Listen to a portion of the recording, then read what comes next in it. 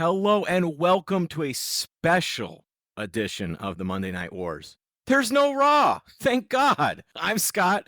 With me is Joseph. Joseph, how are you? I am elated for the reason that you mentioned. I had to watch in our current batch, I got to watch one less Raw, and I was very happy about that, because if I had to watch a third Raw in a row, I might have gone postal. Yeah, this is going to be an abridged podcast because we only have Nitro. Raw was preempted for the U.S. Open, if my research is correct. Do you agree with that assertion, Joseph? I do agree with that assertion. Also, this would make sense because if you remember when we did almost a year ago, where we've almost done this podcast for a full year, this will be the last week in that year. The first Nitro was also by itself for the same reason. Well, there you have it. Man, we're almost coming up on a year, which means I've got to reset the seasons, right? We got to have like a season 2, I feel like. I mean, you can, but I always just go based off of episode numbers. That's up to you, man. Well, in our file system, I can put season numbers, and There so you I'm go. going to put a season number whether you like it or not. Hey, fair enough. Fair enough. And I'm going to confuse you because it'll be season 2, episode 1, and you'll be like, wait, which number are we on, though, chronologically? Yeah, then I'm Ah. then I'm then I'm gonna have to go back to all the episodes and edit every single one and change it to season 1, episode 1, season 1, episode 2, and go all the way through. Hey, I love it. That sounds like a great idea. Good talk. Well, anyways, let's get to it because it is August 26th, 1996. We are live with WCW Monday Night Nitro in Palmetto, Florida. Ah, the beautiful Palmetto State. That's actually South Carolina, but whatever. At the Manatee Civic Center. The Manatee Civic Center. I like it, Joseph. My sister likes manatees, so there you go. Well, there you go. And do you like your sister? Oh, Jury's still geez. out. Okay. No, All right. I do. You know I do. Good. Because This will be the one episode she listens to, and then big fan of the pod. Be careful. Yeah. yeah, and then I'll get a text, you motherfucker. All right, Yeah. You're going to get a phone call and you're going to have to make an apology. I will. Not a justification. Not a justification. That's a deep cut that we're not going to talk about on this podcast. Nope. Anyways, let's get to things that the people who tune in actually want to hear about and not our deep personal inside jokes. What about our potato salad recipes? Oh, we could do that. Yeah. Yeah. Just do a whole maybe podcast where we just talk about recipes. Thanksgiving episode. Dude, that'd be fire. We'll do a wrestling themed recipes. Oh man. Gotta think about it. You got some time. Yeah. You got 2 months. Think about it. Think about it. Yep. And you know what's funny is we're not gonna do it because we're gonna forget about it, and then someone's gonna be like, what the hell? You said you were gonna do it. Bro, we said it on a podcast, so now Yeah. like it has to happen though. You'll watch, we don't do it, and you just see the listeners just nosedive. Like everyone's like, "Fuck, if they're not gonna hear the Yeah. recipe podcast, why am I even listening?" Yeah, if I don't bring up macho mashed potatoes, they're gonna be real. Oh my God. We got to do it now. I'm sorry. Hollywood Hulk Hogan Hollandaise. Anyways, let's get to it. We promised them an abridged version, and here we are goofing off. So let's get to it. Our number 1 of Nitro. We got Tony, we got Larry, and we got Billy Kidman with Juventud Guerrero. He says I did with a Latino flair. Joseph, what'd you think? I have to ask you real quick. Did you say Guerrero? Juventud Guerrero. I don't know. Interesting fact about that. That'll actually come into play, I think, next week. But that's teaser. That's a little teaser. Ooh. Anyways, I love the juice, aka Hoovy, aka Juventud Guerrero. I love Juventud. Big fan of his. It's his debut, right? And so for that reason, and I've kind of been I feel like I've been pretty good about this. When someone I really admire debuts, I give it an A regardless. When you think about the state of luchadors that came out during this time, you got Rey Mysterio, Eddie Guerrero, Chavo Guerrero, Juventud Guerrera, La Parca, Psychosis, Conan, Super Crazy. Man, what a time to be alive. And there are plenty that I have left off the list. In fact, there's one that'll debut in a few weeks. Hoovy wins this very fun match, in my opinion, with a top rope spinning Rana. I think it's got a different name, but I'm just going to say that. It's kind of what it is. I'm giving this an A, like I said, for being fun and the debut of a legend. And then afterwards, Gene interviews Hoovy If you and can call it asks him that. about his shot against Conan's Mexican title. And Hoovy can't speak English well at all, and the crowd gets real upset about it. Still giving it an A, but that was awkward. Yeah, you think they would know, right? Like, you don't speak English. And it's like, and it's not his fault. He doesn't speak English. Like, he struggles to say like a simple sentence for us because it's not Yeah. his, not his native language. A simple sentence for us, and he's struggling. And it's like, bro, why would you give him mic time? Bro, I took like 6 years of Spanish and I can't speak a lick. So I'm Yeah, not gonna fault Hoovy for not being able to speak in a second language, like on his debut. And I want to say, when you said it was his debut, I feverishly started Googling to see if you were wrong because I wanted to nail your ass. But you are unfortunately right. It is Hoovy's debut. Great match. Yeah, well, I'm a big fan of Hoovy too. I love all the cruiserweight guys of this era. It's the WCW cruiserweight division is just so good. It really kind of makes it. The NWO and I feel the cruiserweight division are two of like the things that really put WCW on the map. It's just fun. That was a 3-minute 40-second match, which I failed to say, but now you know. And then after that, Joseph, we get a sneak peek. The Crow. City of Angels. that's so crazy because The Crow, the Mhm. remake, just came out this week. It's like they knew. They did know. Also, kind of a bunch of bad movies. Yeah. The first Crow is okay, minus its star Ah, being murdered on set. Dude died. You gotta like it just because dude died. no, I don't. It's not great. Well, I guess for people who don't know, I mean, I guess we've mentioned it. Bruce Lee's son, what was his name? Daniel? Brandon Lee. Brandon Lee. See, that tells you what a big fan I am of the movie. Died during the making of that film. I don't remember exactly what happened. It was he was shot with a gun. Is a prop gun, It yeah. was a prop gun, and I'm not sure if he was shot. I can't remember if he was shot with a live round or if if there was a squib in the chamber, something like that. Because a lot of times what they'll do with movies is they'll have blanks, obviously, when they're shooting at a character, but in scenes that like are not blanks, they'll like shoot a live round because there's nothing more realistic than the real thing. And from what I recall, I think that there was a squib in the gun. And for you gun owner, those of you who are not gun owners, Ronnie, I know Germany doesn't allow that sort of thing. A squib is a round that does not have enough pressure to actually fire, so it gets like stuck in the barrel. And so I think what happened was there was a squib in there. They didn't properly clear it. And when they went to do the scene with Brandon, they fired the blank, but the blank had enough pressure to throw the squib into him, and it killed him. Tragic stuff. Clear your guns, folks. I'm a little surprised. Maybe that's not what happened because when you have a squib, it just feels different.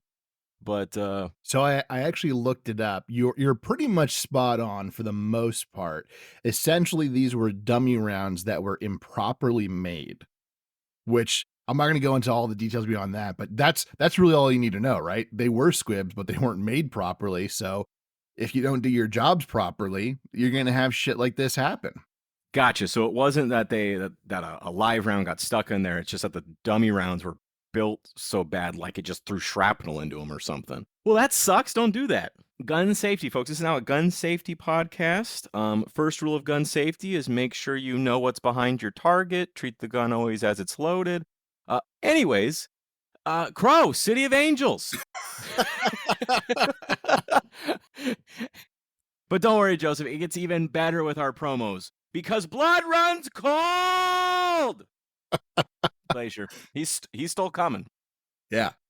Jesus. My wife went to go take a nap when I was taking notes on these episodes, Mm-hmm. and a Glacier promo happened, so I made sure to text her blood runs cold. Yeah, I have nothing more to say. I scream blood runs cold and I laugh about it because stop, just stop doing it. It's terrible. You're ruining the poor guy's career. After that though, we get some highlights from last week. We see how Ling stinging Lex Luger. That's the name we're using. It's official. We trademarked it. Don't try to steal it. You'll get sued. We didn't really trademark it, so you can steal it if you want. They're saying, hey, Four Horsemen, Mongo, Benoit, will you guys step aside so we can team up with Flair and Arn to be Team WCW at the NWO Fall Brawl War Game? There's just so many things here in these notes. Team WCW against Team NWO at Fall Brawl War Games. My God, that's a mouthful. Joseph, do we need to say anything more about this, or do you think we sufficiently covered it in last week's pod? We absolutely covered it perfectly in last week's pod. So there you go. I got nothing more to say about it then. What I do have things to say about, though, is the Dungeon of Doom, which is Big Bubba Rogers and Kevin Sullivan in this particular instance. They're going up against Jim Powers and Marcus Alexander Bagwell in a 420 match. What'd you think, Joseph? I don't know if it's going to pick that up on the mic. I made a bong sound for those of you who weren't who can't hear it. I've never smoked the wacky tobacco in my life, so I don't actually even know how it sounds, but that's what the movies tell me it sounds like. All right. So, like you said, it is Marcus Bagwell and Jim Powers, not the American males. The reason for that is apparently Scotty Riggs is injured currently. So they're just kind of doing something different. And this does kind of seem like a vehicle for Jim Powers. And I will say, Jim Powers kind of works with the American males. Like, he's kind of got the physique for it. So I'm kind of okay with that. Just it works for me. But he gets a clear 1-2-3 pin. But Nick Patrick says that the shoulder came up, which is not true. Jim Powers then loses when he doesn't realize the match has been restarted. We get more shady Nick Patrick, which is just great. I actually genuinely love this Nick Patrick angle. It will continue for many weeks. It might go on too long. I don't know, but I like it. I like where it's going. Anyways, so Gene interviews the Dungeon of Doom after this match. It's a very simple match. I gave the match itself a C. Big Bubba says that he showed his power and that he should get all the titles. And then he calls out your boy being Glacier, and says he hasn't showed up. Where is he? Why is he taking so long? So now WCW is actively making fun of their own thing, which is great. Great job for Glacier. Completely fucked up. Yeah. Just he's so boned. Anyways, then Jimmy Hart goes in on Glacier. I don't even remember what he said, but he goes in on it. Then Kevin Sullivan cuts another Hogan promo. I didn't write any of it down because it's just like, dude, you're not in his league. You never will be. Stop trying to, attach yourself to his hip. It's never going to work. I gave the whole thing a C. I liked the match for the most part. I liked what Jim Powers was doing. The promo afterwards, I could have done without. Yeah, you mentioned the Nick Patrick thing, and I like the angle of the is he on the take, is he not? I don't really get it here, though, because isn't he on the take for the NWO? So why is he cheating Jim Powers out of a win? I don't really get the logic of that, but I do like the overall angle. I did write a little bit down about the Sullivan thing. I don't need to really repeat any of it. It's just more of the I've always hated Hogan. You guys should have listened to me. I was right about it. Hogan's a bad guy. Okay, whatever. But again, like, Sullivan's a bad guy. So now shouldn't he like Hogan? I don't know. I don't know what's going on with this. Anyway, we go to a commercial break. We come back, and it's Mean Gene again. Mean Gene. With Ling. I enjoyed that I just screamed it, and then I just said Ling very softly. I thought that was fun.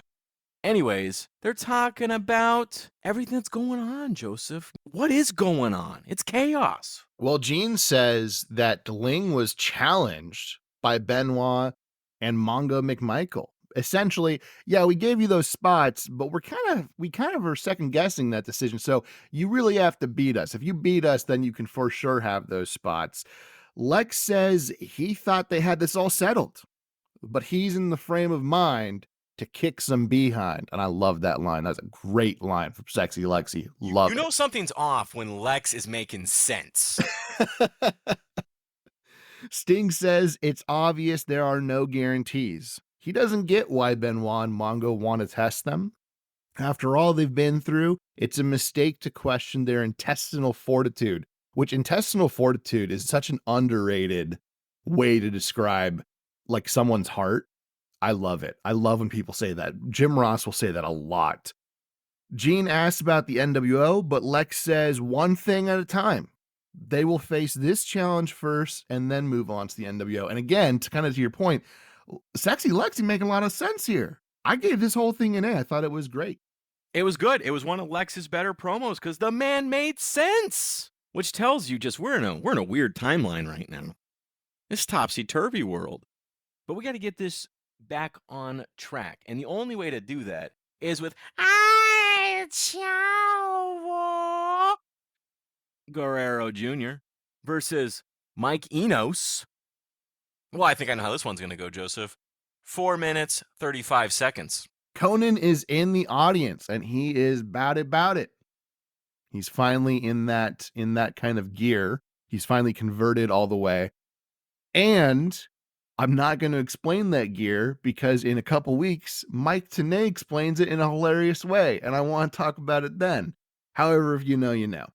Enos thumbs the eye of referee Randy Anderson. As Anderson is hurt, Dick Slater comes and attacks Chavo and throws Enos out of the ring, the idea being that Slater will take his place, but they look nothing alike. And this leads to Chavo rolling up Slater for the win, and Anderson somehow not knowing the difference. And then Gene interviews Chavo afterwards, who calls out DDP and calls him a coward for always attacking the Guerreros after they beat him. Chavo at this moment in time is surprisingly better on the mic than Eddie Guerrero. That won't last. That won't last at all. But Eddie doesn't have any Latino heat yet. You know what I mean? Overall, even though I think what Chavo did on the mic was pretty good, I did not like this match even remotely, so I gave this a D. Yeah, it's a very long kind of jobber match. I mean, Mike Enos is a jobber, and so nothing to really write home about. I didn't hate it, but I think you're right. It's whatever. It's a filler match. But you know what isn't a filler match, Joseph? Lex Luger is going to defend his TV title. You remember they got a TV title? Yeah, that we see it every Monday night. Are you excited to see it? Yeah. Well, you got to tune in to 6:05 Saturday night, the Superstation. That's the only place you're going to see the TV title, apparently. Fuck. I think this is like 2 or 3 weeks in a row where he's defended the TV title, not on their flagship program. I think you're correct. It's wild. And he's going against Steven Regal. Ooh. That's a hot match. That's a hot match. Also, the Steiners going against the Nasty Boys. Again, like, tag teams. You know I love tag teams. And they're putting them on Saturday night. I'm pissed. Pissed about this. Let's move on. Rey Mysterio Jr., Mr. JL, WCW World Cruiserweight Championship. This is a barn burner, Joseph. 14 minutes, 4 seconds. I agree. It is a barn burner. The NWO is out back as this match continues. They spray paint the Turner video truck with NWO for life.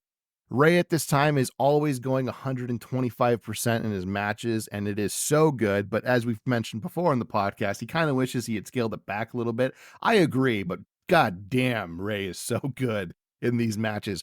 On top of that, Mr. JL, also known as Jerry Lynn, is a great dance partner for Ray. I don't know if they wrestled in ECW together. I never looked that up. I'm sure they probably did, but man, they work so well in this match. JL's outfit actually tears, and Ray hits the Rana, and you know what?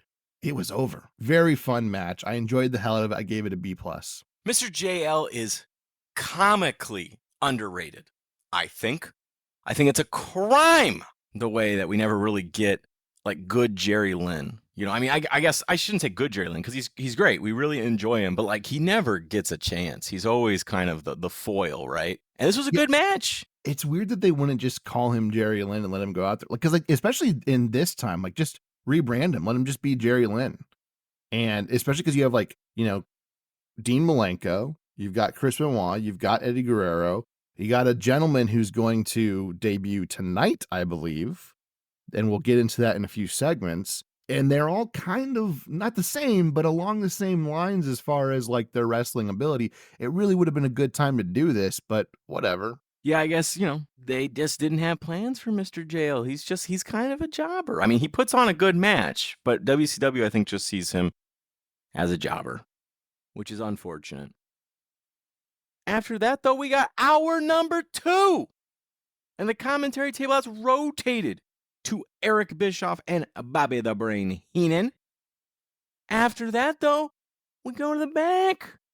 Jeans with Chris Benoit and Steve Mongo McMichael and the women of Space Mountain, the Flarum, as it were. You want to talk about this, Joseph? There's some stuff here that Deborah talks a lot, but there's some other stuff here that I think is worth mentioning. Yeah, kind of. I mean, so Mongo says that they will prove that he and Benoit should be backing up Arn and Flair, not Sting and Luger. But again, last week you guys had the option to do that. You chose to not. That's kind of on you guys. Then Benoit says they didn't relinquish their spots. The decision was Flair's and Arn's tonight. Or sorry, Flair's and Arn's, and tonight it's about the security of WCW. And again, it wasn't Arn and Flair's decision. It actually was your guys' decision. This was a week ago. How'd you fuck this up? I didn't like this promo. Both men trip all over themselves. They fumble quite a bit. I gave it a D because there is some story stuff going on, so I didn't want to give it an F. But it's not great. It's not great for either of them. And I was rereading my notes as you were talking, and I lied to the listeners, and it's surprising, and I have to apologize to them because Deborah actually does no talking. I just saw Deborah in my notes and just assumed she rambled. She doesn't, but she just kind of stares and smiles like a Miss America pageant person, because I think that's kind of the angle she's going for. Woman does do a little talking, though, but she does kind of the same stuff about Hogan and betrayal and all that. We don't need that. What are we doing? Stop it. Just let Hacksaw do those, because he's really good at them, and everyone else can just stop talking about it. After that, though, we get a flashback to the Macho Man and why that dude has lost his friggin' mind, Joseph. He is off the rails. We need to talk about this flashback? Need to say anything more? Or is it just listen to the previous pod? Because we talk about it. Just listen to the previous pod, man. I love that. So people are tuning in here for the first time. You got to go back. It's layered. This podcast is layered. So many levels. You got to listen to the whole thing to know what's going on. That's deep. I like it. After that, though, we got Mean Gene again. And this time he's interviewing the Macho Man Randy Savage. We're done. We've seen why the Macho Man is like this, and he is insane, Joseph. And I'm going to let you talk about this one because I'm sure you took copious notes. I did. As you said, Mean Gene is interviewing Mach, and he says he's got a match against Hogan for the WCW title at Halloween Havoc, which is a really good nod. And they will talk about this for the next few weeks, which is great. And Mach says, I'm quiet but deadly right now. Yeah, I'm gonna tell you something. Yeah, Halloween Havoc is gonna be my day. I deserve it, yeah. Let me tell you something, Hulk Hogan. It's for all the marbles. And I may only have one marble left in my head, but I guarantee you, it's gonna be the scariest match of the century. Cause I'm gonna take you apart piece by piece with whatever's left after War Games. Cause nobody cares. I don't care. You don't care. Nobody cares. So let it happen. Do you understand what I'm saying? And then Gene says, I do care. I do care about this. And then Mach just so eloquently says, I don't care if you care, which is great. And he goes, I'm in the zone, buddy. And then Gene asks about the Giant, because that's really important, because Mach and the Giant are going to have a match before Halloween Havoc. All Mach says in response to that is, I'm going to blow through the Giant. That's it. And then he just leaves. It's a fucking A. I loved it. It's so good. It's fantastic, and it was only made more fantastic by your performance. That was a Slammy award-winning performance if I've ever heard one. What a great compliment you could give some. Yeah. Well, I mean, the Slammy. Can I tell you a great this is nothing to do with wrestling or this show. Man, let's just pivot. Yeah, we got time on this episode. So the other day, it was my nephew's birthday, and we went over. We were going to go to the pool. You know this story, but I'm not going to go into detail on that side. We were going to go to the pool, and my my brother and sister-in-law are notoriously late all the time, and they were, of course. And so we left the pool because me and Jamie have been swimming for like an hour. So we left the pool to be like, what's going on?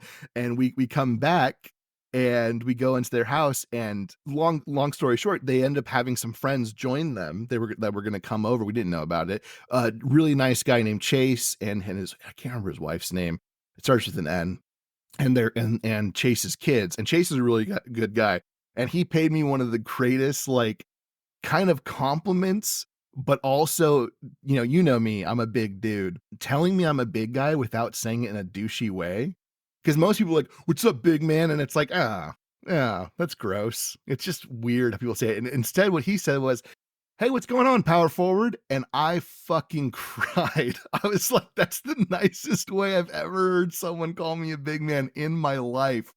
Because yeah, that works. Power forwards are big dudes, and also I've played basketball with that guy. He knows. He knows I got game. And that's all that matters. That's a beautiful thing. That's a beautiful thing. I think next week we might have to introduce you as Joseph the Power Forward Rojas. You know? Call me Mr. Fundamentals, and I'm like Tim Duncan out there. Oh my goodness. Don't ever call me the mailman though, or else you'll be having to say allegedly a lot. No one would ever call you that. I do all the time. For the record, ladies and gentlemen, because it upsets him. Anyways, and we do it out of love. We do it out of love. Yeah. That's what it is. We do it out of love. But as I mentioned, Hacksaw should be the only one doing those Hogan promos. And what a segue, because we got not a Hogan match, we got a Hacksaw match. They both start with H. It's easy to make that mistake. The Giant versus Hacksaw. 4 minutes, 34 seconds. Tell us how the Giant creams my boy, Joseph. Yeah, well, my first note here is Giant hits Jesus Christ. My first note here is Giant hits the choke slam for the win. However, during this match, and I'm going to give it a higher grade than I would have because of this portion of it. During this match, Ted DiBiase is in the crowd. If you remember correctly, Ted DiBiase was recently in WWF. He had his $1 million corporation that was boring and horrible. I don't necessarily blame Ted DiBiase for it. There's a lot of factors going in on that, but it was not good. Well, Ted DiBiase has jumped ship, and he holds up 4. Is this 4 horsemen? No, he's talking about 4 members of the NWO. Is the 4th one Ted? Is the 4th one someone else? It's kind of up in the air. You'll actually find out in a few weeks he's not the 4th member. It's actually somebody else who's the 4th member, which is kind of weird that he would say 4 when he's there. I don't know. That's kind of confusing. He is a member, but he's not the 4th member. It's somebody else, because there's a 5th member, and the 5th member is also not Ted. And then there's a 6th member, and the 6th member is affectionately called Six. I don't know. It's all confusing. There's numbers and shit involved, whatever. But it's a huge thing. And he says, I'm not only am I maybe or maybe not number 4, but there is 4 members in the NWO. But guess what? Next week, there's going to be 5. And we go, oh shit. And commentary goes, oh shit. And then Gene interviews Giant, and Giant says he is in shock at Mach's accusations of Giant letting down WCW. He says Mach wasn't there because he was scared, which is actually not true, even remotely. If you remember, Mach wasn't at Hog Wild specifically because if he agreed to not be there, then he would get the number 1 contendership at Halloween Havoc against whoever won that match. So Giant kind of wrong about this. Like Mach made a business decision. He said, I want that title shot, so I guess I'm not going to Hog Wild. I gave the segment a C, mostly because of the Ted DiBiase stuff. Did not like how they did your boy Dirt. Was not a fan of that. They keep doing my boy Dirt. And it's very upsetting to me. Because, I mean, you had him and Steven Regal in one of the greatest matches of all time, like Macho Man, Ricky the Dragon Steamboat level match. And and then they do this, I can't have it. I can't have it. Oh my God. What? What? Oh, I love it. Anyways, the Ted DiBiase thing, you're right, the confusion. I feel like this is when we're so hyped we don't care, but I do feel like NWO is starting to kind of go off the rails. And this is part of it. It's like, what? Who? I don't know. There's Ted's not the fourth guy. He's not the fifth guy. He's not the sixth guy. There's going to be too many guys. It's going to go off the rails. But I don't care at the moment because I'm hyped. We're very hyped. But I Yeah, I I just think want to say the cracks are starting to show, I feel, even though we don't yeah. realize it yet as fans watching. Well, and I think that's a really important note you just mentioned, right? We don't, as fans, realize it. We have the luxury of hindsight, right? So we know these are mistakes because of hindsight. By the time you're a fan, you're watching this shit is hot. This is crazy what you're seeing week in and week out. Yeah, and even if I was going like, what are all these people? Even if I was down on NWO after this promo, which I don't think you would be if you were watching in 1996, you're going to be all the way back in by the end of tonight. I guarantee it. What I also guarantee is you can get a Hog Wild VHS tape for $20, Joseph.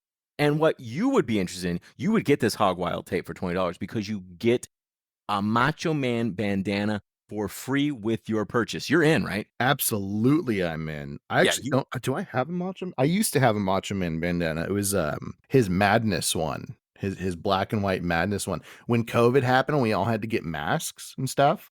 My masks were wrestling bandanas, and I had quite a few matches. I don't think I have them anymore, but that's what I would wear. I love that. I also like that card zooming past as you were saying that. Yeah, there's no way that's gonna pick up, but that was fucking annoying. Yeah, that was loud, man. Anyways, hey, good podcast service that's gonna get cut out. I like it. But yeah, you would be spending that $20 to get your Hog Wild tape for your Macho Man bandana. I know it. I looked it up on eBay. I can Mhm. get it for $14.99 plus $4.95 shipping, which is about $20, or I can give a best offer on this bitch. So, Thing is, I don't think it comes with the Mach bandana, so I'm not gonna oh, I was gonna say you found the tape. So they're selling the tape for $20 and you don't even get the Macho Man yeah. bandana? That's wild. That's not. That's hog wild. Yeah, it's highway robbery is what it is. I won't stand for it. I'm upset. We're gonna start. We're gonna send our listeners into a letter writing campaign against this individual. Force them to lower their price. It's a crime.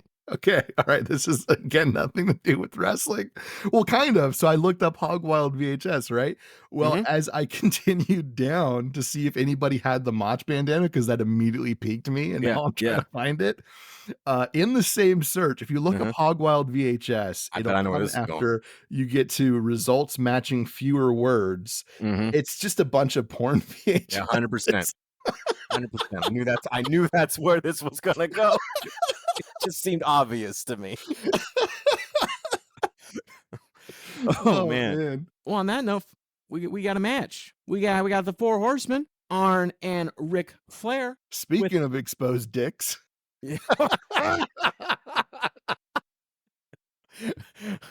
Ric Flair's probably been in his fair share of pornos. They just weren't recorded, uh, allegedly. With the Flairum versus the Rock and Roll Express. We like the Rock and Roll Express. We do. 4 minutes, 28 seconds, Joseph. What'd you make of this? Honestly, I kind of found this match to be a bit whatever, which is surprising because I like all four men in the ring. The Horsemen win, which we knew they would. Gene then interviews them, and Arn says the NWO has always picked their spot, but they won't be able to at War Games when that cage shuts. Again, we love when Arn just speaks facts. Flair says that Hogan gave up at Clash of the Champions, but it wasn't called. I believe that ref was Nick Patrick, so that's pretty interesting.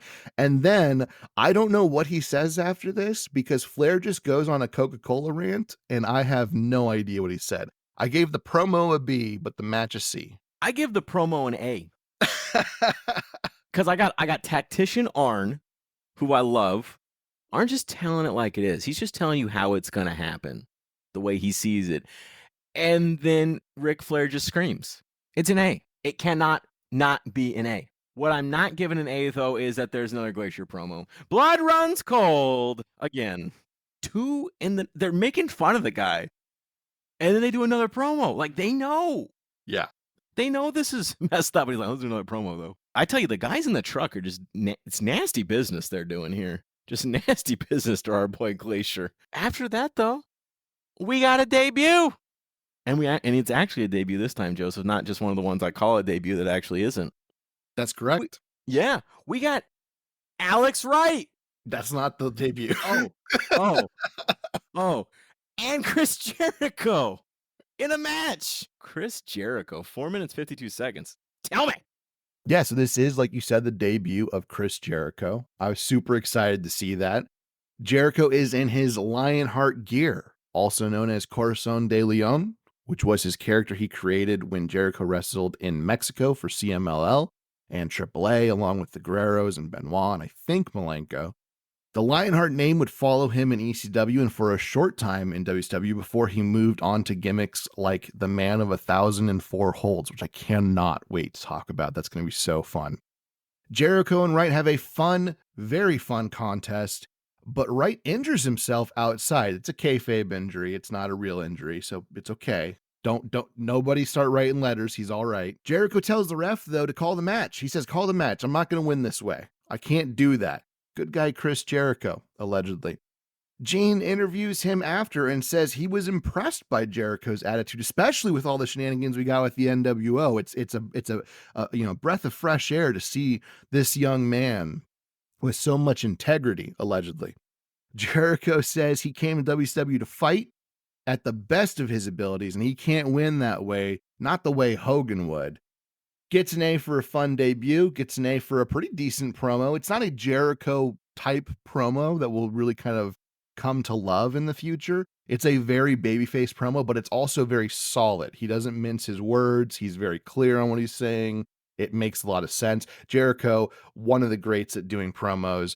Although he's not quite the Jericho we'll know, he's still already at this point really good. Love this. Agree. Solid promo, just not where we want it to be.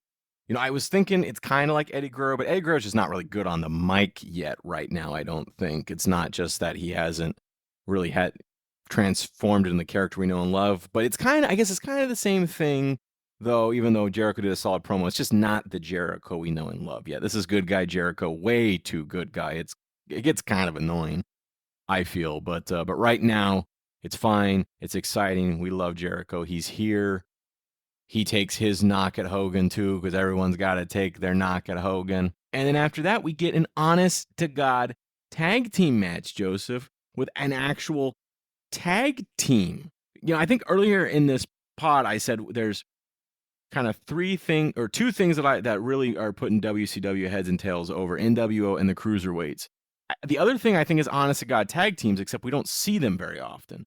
So here we go. We got Rick and Scott Steiner, the Steiner brothers, versus the Blue Bloods, Earl Robert Eaton and Squire David Taylor. But hell, it's a tag team. They're both tag teams. It's a stable. I like it. 3 minutes, 29 seconds. Tell me. Blue Bloods are arguing over who should start the match, and Rick Steiner gets annoyed and attacks them. The Steiners win fairly easily, honestly, and the match is a fine TV match, but it's also fine for a bathroom break if you if you need to, because you're not really missing anything. The Blue Bloods fight then after the match, and Bobby Eaton gets the upper hand in this fight. And while this is going on, Gene goes and interviews the Steiners, and who will now face Harlem Heat at Fall Brawl for the tag titles. Rick Steiner is on more Coca-Cola than Ric Flair is, somehow. Scott says at Fall Brawl they will get radical, okay? I gave this whole thing a C. I wasn't in love with it. Like I said, it's fine, but if you miss it, you didn't miss anything. It's a tag team.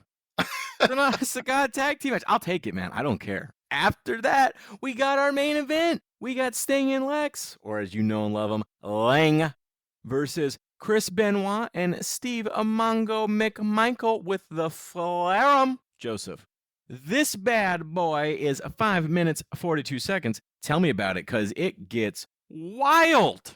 It does. Sting is in red and white gear, and it looks so good. I'm giving that an A+. Sting's been wearing a lot of like the same gear lately, so seeing him change it up is always nice.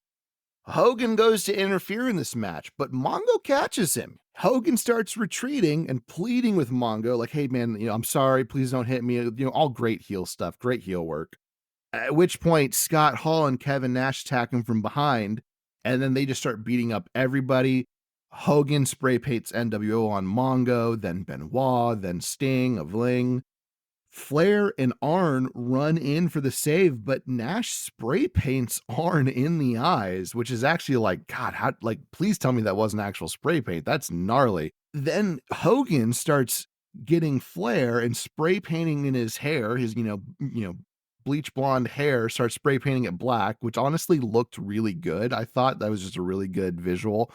Clearly it washed out pretty easily, which I'm glad they did that, because next week we'll see him just fine. NWO stands tall as the crowd boos and throws trash at them. Nash, during this, keeps spiking the trash away from him, and it's hilarious because it just makes him look cooler. Hall pulls off denim better than any man before and after. I think that needs to be said. Then NWO head to commentary. Hogan says, "Here's the NWO." Then tags NWO on the Nitro logo as the show closes out. What a great end to the show. It's just really well done. And even with the show's slip-ups, you have this kind of banger end, as well as 3 huge debuts with Juventud Guerrera, Chris Jericho, and Ted DiBiase. I gave the show entirely an A-. I loved everything about this. Yeah, what a great night to go unopposed. The whole thing was pretty good. Even the filler matches I thought were fine. But yeah. You have 2 great debuts in Chris Jericho and Juventud Guerrera, and you got the NWO doing another really memorable, fantastic interference run-in, wrecking everybody. Ted's just kind of chilling in his seat the whole time, which I kind of loved about it. They get their mics cut, which I thought was a nice touch, right? Because they're interfering. This is not planned. This is not scripted. This is not part of the show. Wink, wink. We're cutting their mics. The whole thing was just really well done. Really fantastic. You're right about the denim. I haven't seen a man look that good in denim since Brokeback Mountain, I tell you. I don't get it. What? I was like, bro, it's a banger. Come on. Yeah, Speaking of bangers, Brokeback Mountain. Yeah. By the way, I actually a buddy told me a story when he was in the Navy. He was like their movie guy. And like he was like so good. Yeah, he was the guy that was like required, like when they got off, when they docked somewhere, he was supposed to go and find the movie for everyone to watch for movie night. And he was like the commanding officer for these guys too. So he gets Brokeback Mountain, doesn't know anything about it. He says, it's a cowboy movie. Whatever, guys will love a cowboy movie. Puts it on, and it starts, and they start kind of looking back at him and going like, "Sir, what is this?" And he was so embarrassed. And yeah. So because he's their commanding officer, he was showing them gay cowboy movie. You think they'd be used to it with all the seamen on board? I mean, true. The Navy does have a reputation, but apparently they were traumatized, and he was like, "Whoops." Anyways, on that happy note, overall great episode, A+. Anything more, Joseph? No, man. I thoroughly enjoyed this. Oh, I will say though, I think they beat Raw this week. 100% beat Raw this week. Whether they did or not, they did, but they absolutely did, both in reality and with a banger show. But that does it for us. It was great to be with you all again. Until next time, bye, everybody. Bye, guys.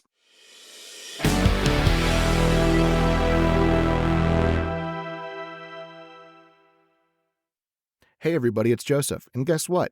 Not only can you listen to us every Monday on Spotify, but you can find us on Apple Podcasts, iHeartRadio, Amazon Music, and YouTube Podcasts as well. Just search for Monday Night Wars Podcast. If you want to reach out to us, you can find us on Twitter at MON Night Wars Pod, on Instagram at Monday Night Wars Podcast, or just email us at mnwpodcast@gmail.com. And finally, subscribe to our Patreon at Monday Night Wars Podcast. For $2 a month, you get every pay-per-view from WCW and WWF during this era, as well as additional content later on. Once again, thank you for listening. We'll see you here next time on the Monday Night Wars Podcast.